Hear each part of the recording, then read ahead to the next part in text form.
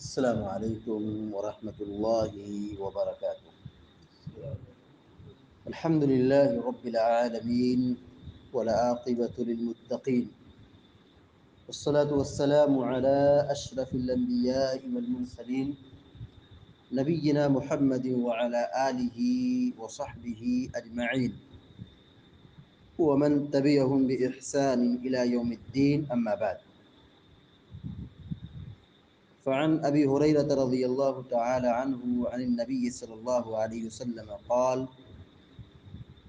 من أخذ أموال الناس يريد أداءها أدى الله عنه، ومن أخذ يريد إتلافها أتلفه الله. رواہ البخاری. ابھی آپ کے سامنے بخاری شریف کی ایک چھوٹی سی روایت پڑھی گئی ہے. سیدنا ابو ہریرہ رضی اللہ تعالیٰ عنہ بیان فرماتے ہیں کہ نبی کریم صلی اللہ علیہ وسلم نے فرمایا: من اخذ اموال الناس یرید اداءها ادى اللہ عنہ. جو لوگوں سے مال لے، قرض لے، لوگوں سے مال مانگے، ادھار لے،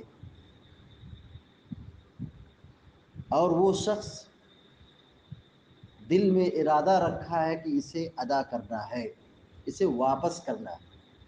قرض ہم نے لیا ہے، آج ہماری ضرورت ہے، ہماری مجبوری ہے، لیکن ہم یہ تو لے رہے ہیں ان سے، لیکن ان کو ہم واپس کریں گے، جلد واپس کریں گے، لوٹائیں گے، قرض واپس دے دیں گے. اللہ کے نبی علیہ الصلوۃ والسلام فرماتے ہیں: اد اللہ عنہ. جس کی نیت صاف ہوتی ہے، وہ ادا کرنا چاہتا ہے، اللہ تبارک و تعالیٰ اس کی طرف سے ادا کر دیتا ہے. اللہ تعالیٰ اس کی طرف سے ادا کر دیتا ہے، یعنی اللہ تعالیٰ اسباب پیدا کرتا ہے، اللہ تعالیٰ مدد کرتا ہے، اللہ تعالیٰ توفیق دیتا ہے. مال کی جو کمی، پریشانی، دقت ہے، اللہ تعالیٰ وہ دور کر دیتا ہے، اسے مال عطا کرتا ہے اور وہ قرض پورا ادا کر دیتا ہے. جس کی نیت ایسی ہو کہ وہ لیتے وقت، قرض لیتے وقت وہ ادا کرنے کی کوشش کرتا ہے، فکر کرتا ہے، نیت کرتا ہے، اللہ تعالیٰ اس کی طرف سے ادا کر دیتا ہے. ومن اخذ يريد اتلافها اتلفه اللہ. اور جو شخص قرض لیتا ہے لیکن پہلے ہی سے نیت میں کھوٹ ہے، وہ مال لے کر کے برباد کرنا چاہتا ہے، دھوکہ دینا چاہتا ہے، نقصان پہنچانا چاہتا ہے، تو اللہ تعالیٰ اس کو نقصان میں ڈال دیتا ہے. جو شخص لوگوں کا مال لے کر کے بیٹھا ہے، قرض واپس نہیں کرتا ہے، اس کی نیت میں کھوٹ ہے، لے لو قرض، واپس نہیں کریں گے، دیکھا جائے گا کیا کر لیں گے، تو اللہ تعالیٰ اس کو برباد کر دیتا ہے. اس کے پاس مال تو ہوگا، لیکن مال اس کے حق میں فائدہ مند نہیں ہوگا، سود مند نہیں ہوگا، اللہ تعالیٰ اس کو ضائع کر دے گا. تو نیکی کی توفیق اس سے ملتی ہے جو نیکی کی فکر کرتا ہے. قرض لینا اور دینا یقیناً نیکی کا کام ہے. تو جو شخص قرض لیتا ہے اپنی ضرورت کے تحت اور اسے ادا کرتا ہے اور پکی نیت رکھتا ہے، تو اللہ رب العالمین اسباب پیدا کر دیتا ہے، اس کی مدد کرتا ہے، راستہ ہموار کر دیتا ہے. لیکن جو شخص لیتا ہے اور کھا کے بیٹھ جاتا ہے اور دینا نہیں چاہتا ہے، تو اللہ تعالیٰ اسے ضائع کر دیتا ہے، وہ قرض ادا کرنے کی اسے توفیق نہیں ملتی. مال آتا ہے، ایسا نہیں مال کی کمی ہے، مال آتا ہے، مال موجود ہے، لیکن آدمی اس قدر ڈھیٹ ہو جاتا ہے، بے حیا اور بے شرم ہو جاتا ہے، وہ گالی سن لے گا، جھگڑا ہو جائے گا، مار پیٹ ہو جائے گا، لیکن وہ ٹس سے مس نہیں ہوتا ہے، وہ نہیں دیتا ہے. بلکہ بہت سارے لوگ ہیں قرض کھا کھا کے بیٹھے ہیں، ڈکار لے رہے ہیں، انہیں کچھ فکر نہیں ہے. ان کے سامنے آدمی مجبور ہو کر کے مانگتا ہے تو کہتا ہے نہیں دوں گا، جو کرنا ہے کر لو. ایسا نہیں کہ اس پاس مال نہیں ہے، اس پاس مال ہے، زمین ہے، جائیداد ہے، بینک بیلنس ہے، پیسہ ہے، لیکن وہ نہیں دیتا ہے. وہ نہیں دیتا ہے، کیوں نہیں دیتا ہے؟ کیونکہ اس نے لیتے وقت ہی اس کی نیت کھوٹ تھی. اس لیے سماج میں، معاشرے میں ایسے لوگوں کو پکڑنا چاہیے ہر آدمی کو قرض نہیں دینا چاہیے، ہر آدمی کو قرض ہم اتنے بدھو نہ بن جائیں کہ ہمارے مال کا خسارہ ہو جائے۔ شریعت میں مال کی بڑی اہمیت ہے اور ہر آدمی جانتا ہے کہ مال کی کیا قیمت ہے۔ ہم ایسے ہی ایرے غیرے کو قرض دے دیں، یہ تو ہماری نادانی اور جہالت ہے۔ ہم قرض اسی کو دیں جس پر ہمارا اعتماد ہے، جو قابل اعتماد ہے، بھروسے کے لائق ہے، جس کے بارے میں معلوم ہے کہ یہ آدمی لے گا تو واقعی دے گا، تو ایسے شخص کو قرض دینا چاہیے۔ اللہ کے نبی علیہ السلام نے ہمیں یہ تعلیم دی ہے کہ ہم ضرورت کے تحت قرض لیں، مجبوری ہے آدمی قرض لے، لیکن اس کا ضابطہ یہی ہے کہ وہ جلد از جلد اس کو ادا کرنے کی مکمل کوشش کرے، دل میں یہ ٹھان لے کہ یہ قرضہ ہے میرا اور اسے مجھے چکانا ہے، اور جب مجھ کو موقع ملے گا تو میں سب سے پہلا کام اپنا کام روک کر کے پہلے قرض چکاؤں گا۔ اگر یہ آدمی نیت کر لے، اللہ رب العالمین کی غیبی مدد نازل ہوتی ہے، اسباب مہیا ہوتے ہیں، مال آتا ہے، اللہ تبارک و تعالیٰ کی جانب سے توفیق ملتی ہے۔ اور اگر آدمی مکمل پختہ یقین رکھے، دل میں مضبوط ارادہ رکھے، ٹھان لے، اگر اس کا انتقال بھی ہو جائے، مر بھی جائے، تو اللہ تعالیٰ اسباب مہیا کرتا ہے کہ اس کی اولاد اس کی طرف سے اس کی نیابت کرتی ہے، اس کا قرض ادا کرتی ہے۔ تو لہذا ہم سب کی یہ ذمہ داری بنتی ہے کہ ہم قرض کے معاملے میں بالکل سستی اور کاہلی نہ کریں۔ قرض بہت خطرناک چیز ہے، قرض بہت ہی خطرناک چیز ہے، آدمی کی عبادت ضائع و برباد کر دیتی ہے۔ قیامت کے دن اگر آدمی دنیا کے اندر کسی کا قرض کھا کے بیٹھا ہے اور قرض نہیں دیا ہے اور مر گیا ہے، تو قیامت کے دن اس کی نیکی لوگ اس کو جھولیاں بھر بھر کر کے لے جائیں گے۔ قیامت کے دن فیصلہ درہم و دینار کی شکل میں نہیں ہوگا، وہاں پیسہ نہیں ہوگا۔ جن کا ہم نے دنیا میں حق کھایا ہے تو ان کو قیامت میں ان کا حق چاہیے، تو ان کو حق کیسے ملے گا؟ ان کو حق اسی طرح ملے گا کہ ہماری جو نیکیاں ہوں گی، اچھائیاں ہوں گی، وہ ہم سے لوٹ لی جائیں گی، اور اگر ہمارے پاس اچھائی ختم ہو گئی تو ان کا گناہ ہمارے سر پہ ڈال دیا جائے گا۔ یہ بہت خطرناک چیز ہے۔ تو ہم قرض لینا جائز ہے، ہم لیں، یہ ہماری ضرورت ہے، لیکن ہمارا فریضہ بنتا ہے کہ ہم قرض کو ادا کرنے میں کوتاہ اور سست نہ بنیں، اس کے لیے فکر مند ہوں کہ ہمیں قرض ادا کرنا ہے۔ بنی اسرائیل کا ایک واقعہ، مشہور واقعہ ہے، امام بخاری رحمہ اللہ نے اپنی صحیح میں یہ واقعہ ذکر فرمایا ہے۔ بات یہ چل رہی ہے کہ جو آدمی قرض کو ادا کرنے کی نیت کر لے، مضبوط ارادہ کر لے، ٹھان لے، اللہ تعالیٰ مدد کرتا ہے۔ واقعہ ہے کہ ایک آدمی آیا، صحیح بخاری کا واقعہ یہ ہے، ایک تاجر کے پاس، کہا کہ دیکھو مجھے 1000 دینار کی ضرورت ہے۔ 1000 دینار بہت موٹی رقم ہے، بہت بڑی دولت ہے۔ 1000 دینار، آپ سوچئے ہماری شریعت میں کسی آدمی کے پاس 20 دینار ہو تو زکوٰۃ فرض ہو جاتی ہے۔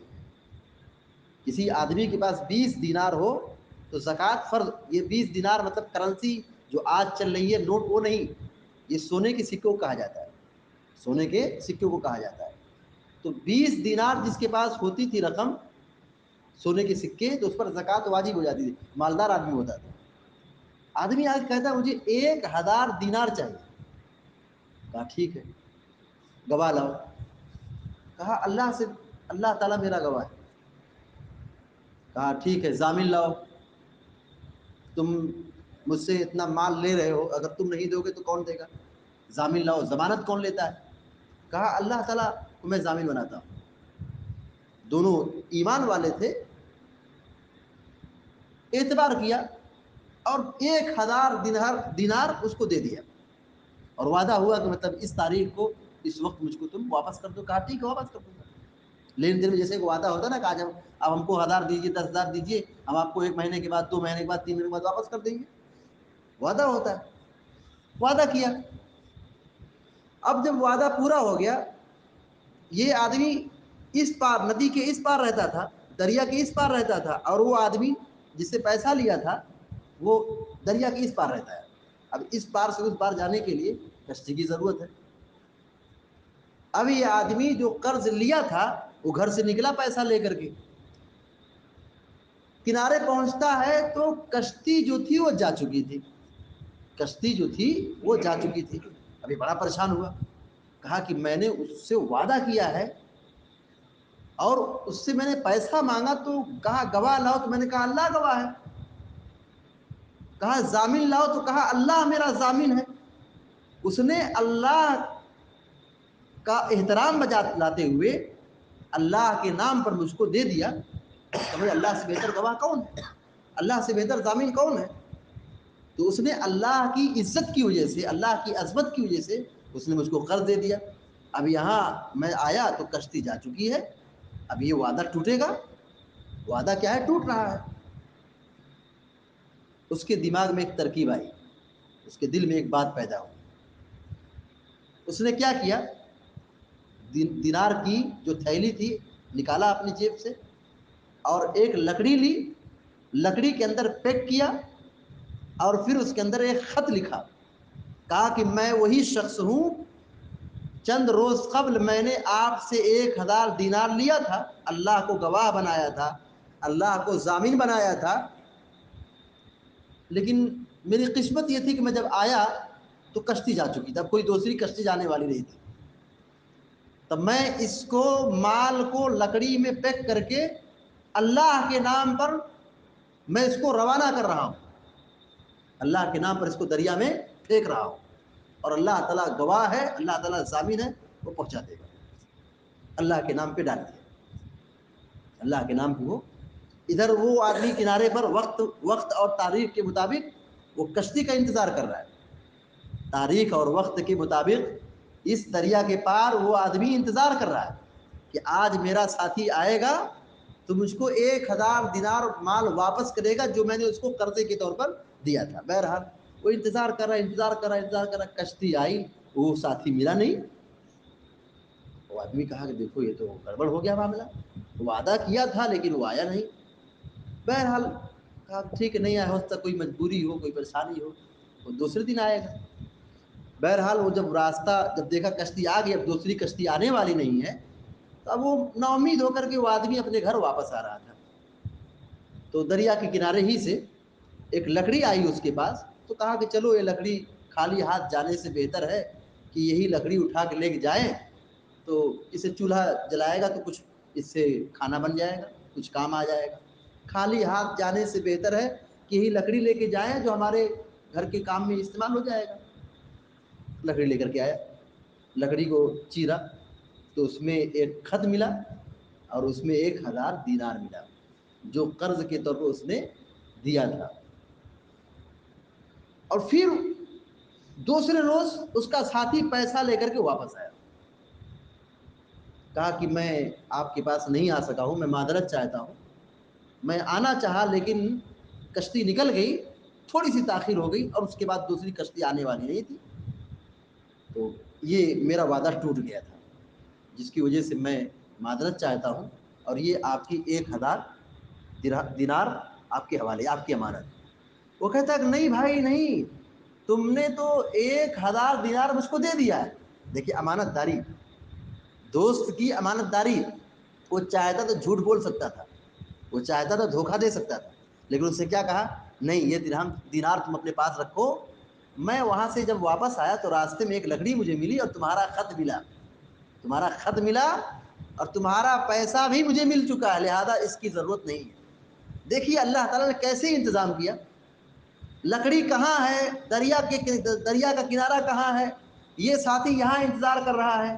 اللہ کو گواہ بنایا, اللہ کو ضامن بنایا, اللہ نے اسباب پیدا کر دیا, اور وہ لکڑی تیرتے تیرتے اس دریا کے پار سے گزرتے ہوئے اس ساحل پر آ گئی, اور اللہ تعالیٰ نے وہاں تک پہنچا دیا. جو مال لیتا ہے, قرض لیتا ہے, اور قرض لے کر کے اس کو واپس کرنے کی مکمل نیت رکھتا ہے, اللہ تعالیٰ اسباب پیدا کرتا ہے. یہ واقعہ ہم سب کے لیے بہت بڑی عبرت اور نصیحت کا سامان ہے. لہذا ہم سب کو چاہیے کہ ہم قرض لیں تو صرف کھا کر کے ڈکار کر کے سو نہ جائیں, بولے نا. آج کا ماحول ایسا ہے کہ آدمی قرض دے دیتا ہے لیکن اس کے پاس مانگتا کیسے ہے؟ بھکاری کی طرح. جیسے بھکاری ایک دروازے پہ آ کر کے نرمی کے ساتھ مانگتا ہے، سوال کرتا ہے، ایسے آدمی پیسہ ہمارا ہے، اس کے پاس مال ہمارا ہے، لیکن ہم اس کے سامنے جھک کر کے ہاں نرمی سے طلب کر رہے ہیں. ڈر ہے کہ اگر ہم کچھ تیز بولیں گے، غصہ ہوں گے، تو جو ملنے والا وہ بھی نہیں ملے گا. آج یہ صورتحال ہے. اسی بد اخلاقی کی وجہ سے، دھوکہ اور فراڈ کی وجہ سے لوگ ایک دوسرے کو قرض آج نہیں دیتے. آج ایک دوسرے کو ضرورت پر قرض نہیں دیتے ہیں، اس ڈر سے کہ اگر ہم قرض دیے تو ہمارا مال ڈوب جائے گا. اور کتنے ایسے لوگ ہیں جن کا مال ڈوبا ہے، جو دھوکہ کھاتا ہے پھر دوبارہ یقیناً وہ قرض دینے کے لیے بہت کتراتا ہے. تو قرض دینے کی بڑی فضیلت ہے، قرض دینے کا بڑا ثواب ہے. آدمی جو قرض دیتا ہے، اللہ کے نبی علیہ الصلوۃ والسلام فرماتے ہیں، جس نے جو مال قرض میں دیا ہے ایک مدت کے لیے، ہر روز اتنا مال اس کو صدقہ کرنے کا ثواب ملتا ہے. مثال کے طور پر 10,000 کسی نے کسی کو قرض دیا ہے 6 مہینے کے لیے، 1 سال کے لیے، 1 مہینے کے لیے، جو بھی مدت ہے، تو 10,000 جو رقم اس نے دی ہے قرض میں، تو وہ ہر روز گویا کہ 10,000 صدقہ کر رہا ہے، اتنا ثواب ملتا ہے. اور وہ مدت پوری ہو گئی اور وہ آدمی کسی مجبوری کی وجہ سے نہیں دے پا رہا ہے اور بڑھا رہا ہے، آدمی مہلت دے رہا ہے، تو ڈبل ثواب اس کو ملتا ہے، ڈبل صدقے کا ثواب ملتا ہے. اتنی بڑی فضیلت. لیکن آج لوگ قرض نہیں دیتے. کیوں نہیں دیتے ہیں؟ اس لیے کہ اگر دیں گے تو ہمارا مال ڈوب جائے گا. لہذا ہم سب کی ذمہ داری بنتی ہے کہ ہم قرض کو لکھیں، نوٹ کریں اور اس کو جلد ادا کرنے کی کوشش کریں. یہ قرض نہ دینا بہت بڑا فتنہ ہے، بہت بڑا نقصان ہے، بہت بڑا خسارہ ہے. اور ہم سب کو چاہیے کہ ہم اخلاق کی صفت پیدا کریں، اچھے اخلاق کا مظاہرہ کریں، کسی کا ناحق مال کھانے سے بچیں، قرض کو جلد واپس کرنے کی کوشش کریں. اللہ تعالیٰ سے دعا ہے اللہ تعالیٰ ہم سب کو، آپ سب کو نیک کی توفیق عطا فرمائے. آمین یا رب العالمین. وصلی اللہ علی نبینا محمد وسلم تسلیما کثیرا. السلام علیکم ورحمۃ اللہ.